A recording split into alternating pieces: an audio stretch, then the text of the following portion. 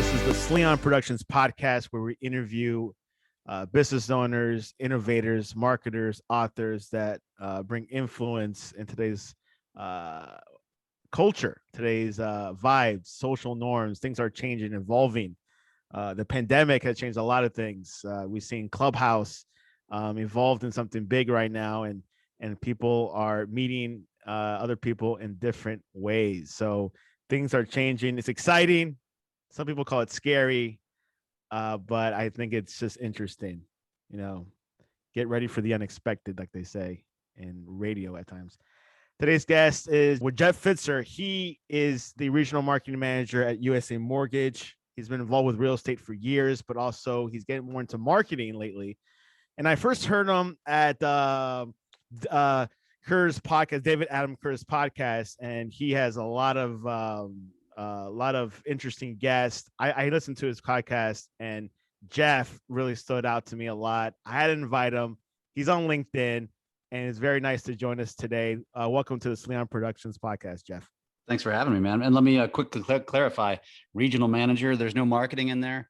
I just do a lot of marketing, so it's easy to get that confused. Yeah, exactly. So, Jeff, tell us a little bit about yourself. Yeah. So as you mentioned, I'm actually in the mortgage business, although most wouldn't realize it if you followed me on social media, because I've really positioned myself as an authority in the real estate space, which is kind of by design. I've been in the business for 20 years. This is my 21st year actually, and I'm really more focused on business development now, marketing, social media, video. I've since started a few startup companies as a result of the influence that I've been able to create. And it all kind of feeds back to our businesses, and it's been a lot of fun.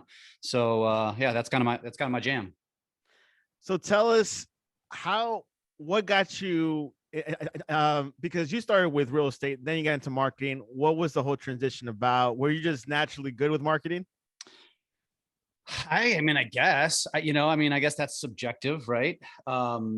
I'm still very much in the real estate business and the mortgage business, and it's just everything that I do from a marketing perspective just kind of feeds back to it. So, I do have a degree, and it wasn't marketing; it was media communications, but that was, I graduated college in '99, so I'm dating myself, but everything today was not relevant when I was going through my degree. I was learning, we were doing radio commercials and we were doing print ads and things like that.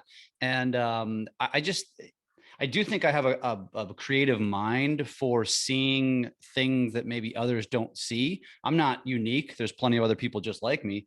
But yeah, I guess maybe innovator is the right word. I'm not afraid to take chances. Let's put it that way.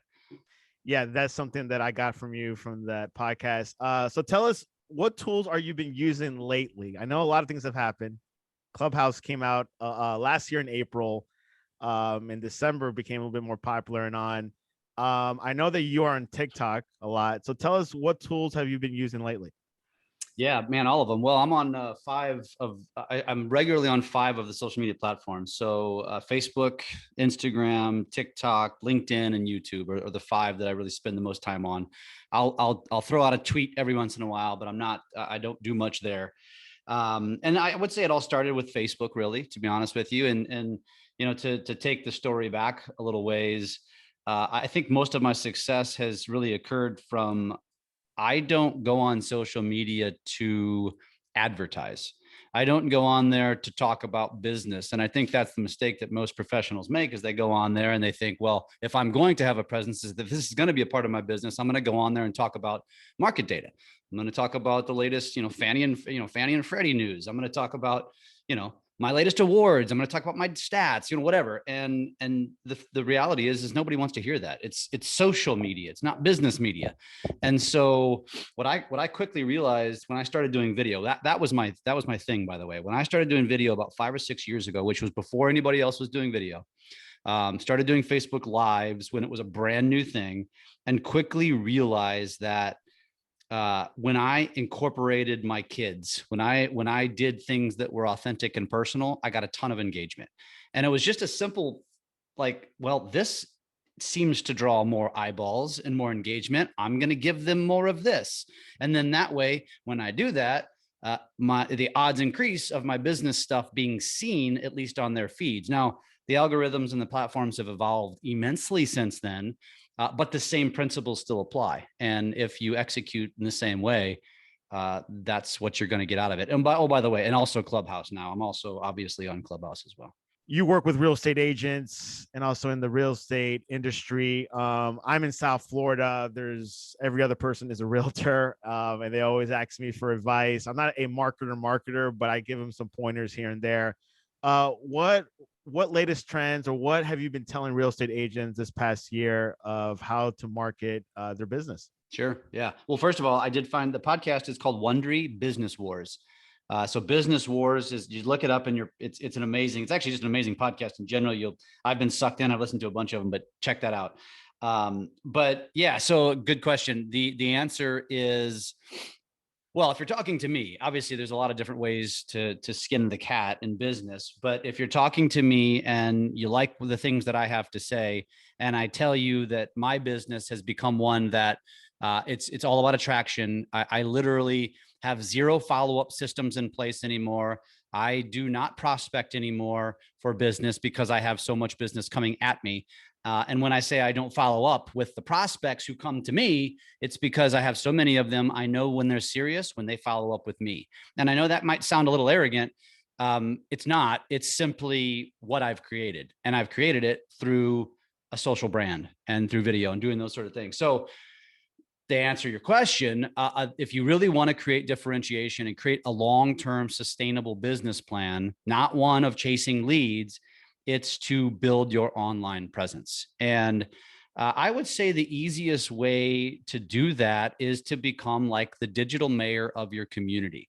So what we usually recommend to people is, first of all, you got to get comfortable in front of the camera, right? You're going to have to, you're probably going to need to acquire some video skills if you don't have them. And by video skills, I mean, you don't need to go buy an expensive camera. You might need to understand how lighting works. It's easy. Go YouTube it. You probably need to have a tripod and maybe a lavalier microphone. Maybe you may not even need that, but you can use your cell phone, assuming you have one of the advanced versions of an iPhone or an Android, right? And have some basic editing skills. So understand how to edit a video and start creating content around your community. This isn't a novel idea. This isn't new, but so few people, do it. And then those that actually do it, don't do it consistently, or they fall off the wagon. And this business plan is a 2 to 3 year plan.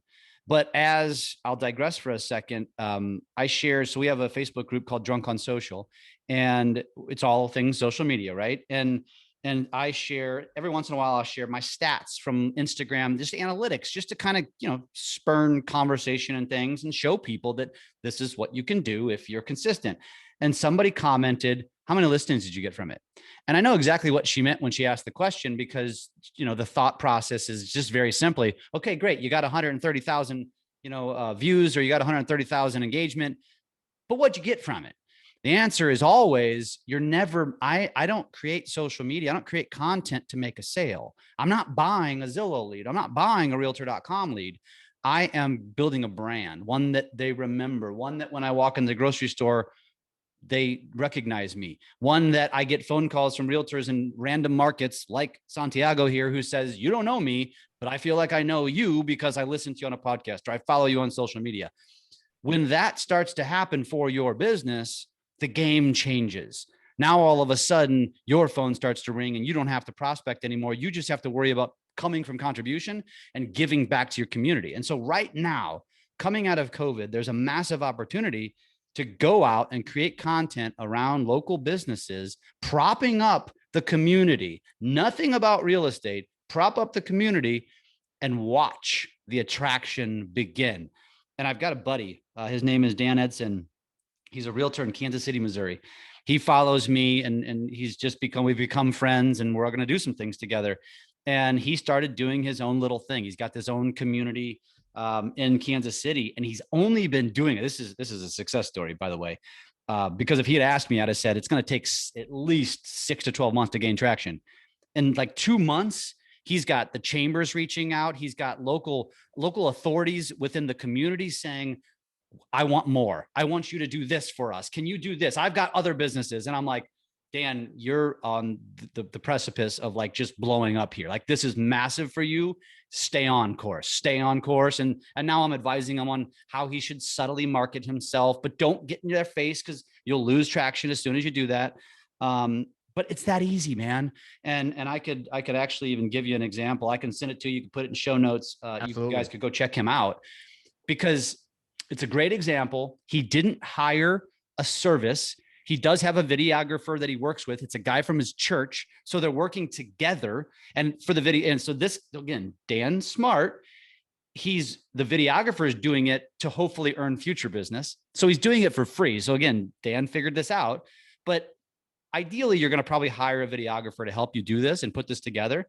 But it's just a matter of being consistent and the mindset of coming from contribution. This goes back to my lab coat agents of just giving and giving and giving and giving without asking. That's where most humans fail. And fail's a strong word, but that's where they don't gain any traction. You go in, you go online. Here I am in all my glory. You want to use me, and here's why. Interest rates are low. I'm the best agent in my community, and here's why. And crickets. Because nobody gives a crap about that stuff. But when you get online and you say, check out this business, or let me share a story that came up and this can be of value to you, right? And you just do this, you do it consistently, you become a magnet and it comes back tenfold. And a lot of people just have a hard time. That salesman mentality of, well, if I'm going to market, if I'm going to advertise, if I'm going to promote, I have to ask for the sale. No, you don't. That's old. That's an old school mindset. That's an old school way of thinking. You don't have to just come from contribution. It comes back to you. Nowadays, Jeff, there's different forms of video. There's the live, there's the recorded video. Now there's a TikTok where you dance and sing or create some type of crazy short, also Instagram reels. What have you been doing lately? Have you been doing more TikTok or you've been sticking with the traditional stuff like live? Good question. And so first of all, let me correct you. TikTok started as a dancing and a goofy app, and it still is, by and large. It's an amazingly entertaining. I literally will make a guarantee. If you download TikTok just for the sake of entertainment, you will be entertained. It's freaking entertaining. Now it has evolved, and there's a lot of businesses on TikTok now.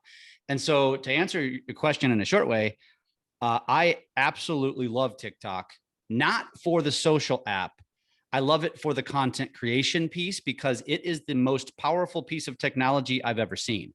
And by that, I mean, it's my camera, it's my video editor. I can add GIFs. I can add licensed music legally. I can add text. I can do all these various features that typically require advanced editing skills, all within TikTok. That's number one. Number two, because of the way the app is designed, short form content, it really was designed for 15 seconds, but you can go to 60. In my opinion, this is the future of marketing. You have to figure out how to get your message in sub 60 seconds or you will be ignored. That's just the reality of it because our attention spans, as they say, are shorter than a goldfish, right? So you got to figure out how to grab their attention in a very short amount of time. And when you go live, so you brought up live, I hardly ever go live anymore. I just don't think the algorithm favors it like it used to. I will every once in a while just to play the game, right? But here's the problem with live. Go search the last 10 lives you can find on social media, and I'll bet you this. Any of them that were talking head type live videos are 2 to 10 minutes. Probably every single one of them. That's too long. And so you have to start to get good. So I'm still doing the exact same thing I was doing when I was going live, except now I'm pre-thinking out my message. I'm probably even scripting it into one-liners because jump cutting is becoming very popular as well. And then I'm putting that same video I would have done live for, I'm doing it in TikTok, getting it out of my mouth in less than 60 seconds. And now I just created a more palatable version of the same video I would have, because when they're scrolling social media, because by the way, I share my TikToks across all of those platforms. So it becomes my content creator. When they're scrolling and they see, okay, Jeff's got a video that's 45 seconds, I'll watch that. It's not going to eat up my life. But then when they scroll and say, Jeff's got a video that's 5, no way. I am not going to sit and watch him just ramble on for 5 minutes, right? It's a mental thing. And so, again, you got to give the audience what they want. And we don't want to waste our lives unless we're going to YouTube. That's a whole different conversation. YouTube is long form content. That's what they're going there for. But on every other platform, they don't want YouTube. They're not on YouTube. They're on Facebook. They're on Instagram. They're on TikTok, right? Give them what they want. Yeah, different mentality for sure when it comes Absolutely. between YouTube and TikTok. Now, if there was a business owner or just a solopreneur that wants to get to TikTok, but they're shy, they're like, look, I'm not a camera person, but I know that I have to do it. What advice would you give them? Yeah, you got to get over it. That's the reality. There is no way around the whole video conversation. Like, it's not going away. It's only going to get more and more important. There are stats out there. I don't have them in front of me, but I speak on this stuff that say by the year 2025, it's like all of marketing, 90 something, high 90 something percent of the marketing consumed will only be video form. The reality is the generations are starting to fall off that were readers, and the generations of today are growing up staring at small devices, iPads and cell phones. I've got a 2-year-old. That kid knows how to operate an iPad. And don't tell me find me a 2-year-old that doesn't. They all do, right? It's just human nature. Like, literally, when my daughter was less than 1, they know how to swipe. It's absolutely insane. And so rather than being pissed about it, rather than being all disgruntled about it, embrace it. Go with the trend, go with the times, because guess what? The generation below the millennials, I can't think of what they're called, zennials or whatever, and then the generation below that, guess what? Like, if you're planning on being in business in 10 years, you better start going where they are, because they're not coming to you. I promise you that. And they don't want, a lot of them don't want to meet in person. A lot of them don't want to have phone conversations. And a lot of them are spending their time on apps like Snapchat and TikTok and whatever's coming next. And so embrace it. And here's the deal with video. None of us, maybe there's like, a 0.00001%. None of us are born to be in front of the camera. It's a daunting, scary thing. I still get nervous sometimes when I get in front of the camera, and I put out at least a video a day. And so you just have to practice. You just have to do it. And that's why I preach authenticity, because if you put out a lot of personal, authentic content, like you living your life, it's easier. It's a comfort zone. It's a safe place. It's just you living your life. But if you share more of that and you do more of it by video, it'll start to get you more comfortable in front of the camera. And so just practice. And listen, there's platforms. I own one of them called the Business Video School. Go check that out. Like, we create a safe place for you to learn how to do video. You can pay somebody to do it for you, but we built this school to help people be able to learn how to do it themselves. And so there are options out there where you can go and learn how to be better. And guess what? There's this little thing called Google, which will lead you to YouTube. You can learn anything. And so just utilize the resources that are out there. Jeff, tell us a little bit about Biz Video School and also your involvement with Lab Coat Agents. Yeah. So, well, I'll start with Lab Coat Agents. It's the largest, if you don't know about it, it is the largest real estate social media group on the planet. There's currently about 135,000 members in the group. It's a collaborative place. A lot of people just go there to ask questions. Obviously, we're doing a lot of sharing. Because the group is so big, we have a lot of leverage. So there's a lot of companies, when they're brand new, they want to introduce their product to the world. Where's the best place to do that and touch the most people? Well, they come to a place like Lab Coat Agents. And so we have access to the technology and the latest things that are happening. So it's a resource for a lot of real estate professionals to learn. And that's what it is. And so I won't give the long story, but just a short story was I got found by a mastermind group because of the videos I was doing 5-6 years ago, which were more off the wall. I was different. And I got invited into a group. Tristan happened to be in the group. We hit it off, became friends. And before you know it, he was asking me to host his podcast, helping me run events. And before you know it, I was a big part of Lab Coat Agents. And so that helped me grow my brand and get my face in front of hundreds of thousands of people in my industry, which was awesome. And then it led to that, what kind of led to business video school. I've kind of just become known. I have no degree in this. I've just become known as a video guy. And luckily I was awarded one of the top 30 video influencers by Bomb in 2019, the last time they did the awards. So that was an honor. And there's a couple of local people that were putting this together. So I just got lucky. They happened to be in my market. They knew of me, they knew me, and they reached out and said, "Hey, will you be a part of this platform?" Really, as an influencer. And I said, I love it. I think it's the world needs this. People need video. They need to learn how to do video. And so that's what it is. It's become a platform where it's a learn as you go kind of thing. You can learn at your own speed. It's for the very, very, very beginner, or we have plenty of stuff for advanced. I mean, we'll teach anything from the most basic editing to the most advanced. And we have live coaching. We put out weekly recipes where we literally, what that is we give our students an actual video script and an idea, and we tell them how to shoot it. We give them the whole thing.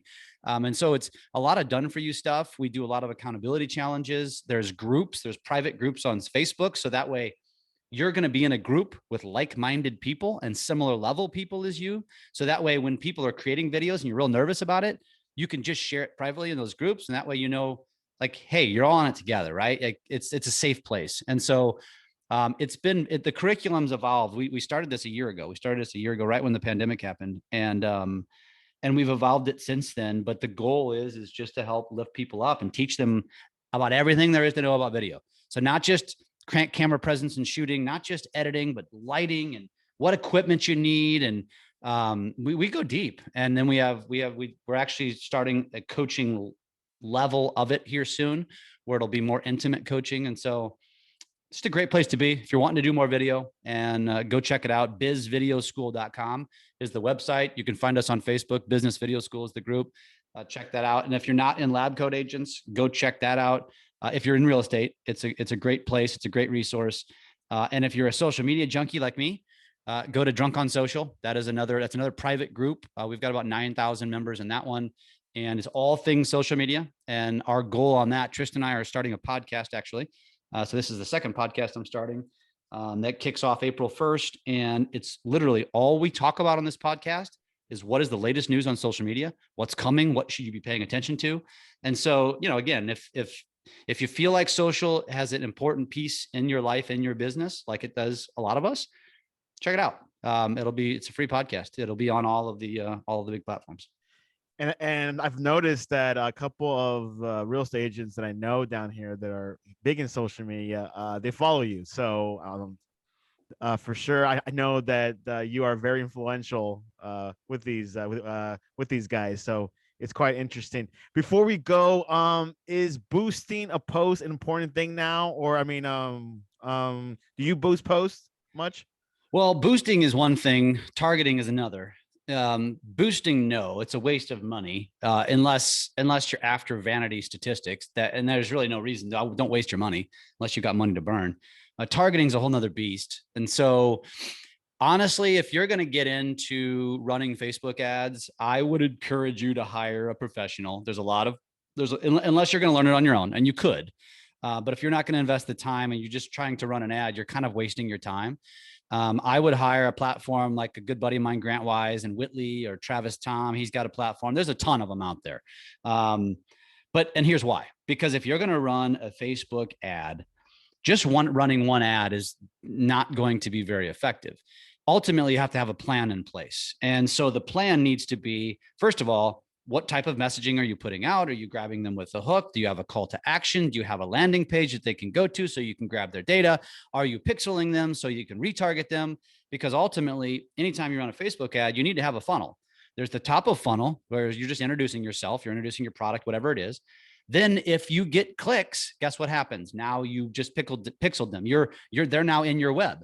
So then they're going to start to see future content. So then you have to have middle of the funnel content to where maybe you go a little bit deeper and you educate them about whatever you're talking about. And then if they, as they keep watching, they're going to keep seeing your stuff. This is the retargeting. So like ladies or guys, if you go look up a product, I'll pick on ladies here. If you go look up a shoes online and you're shopping for shoes, what happens? That shoe starts following you around, right? Because they're retargeting you.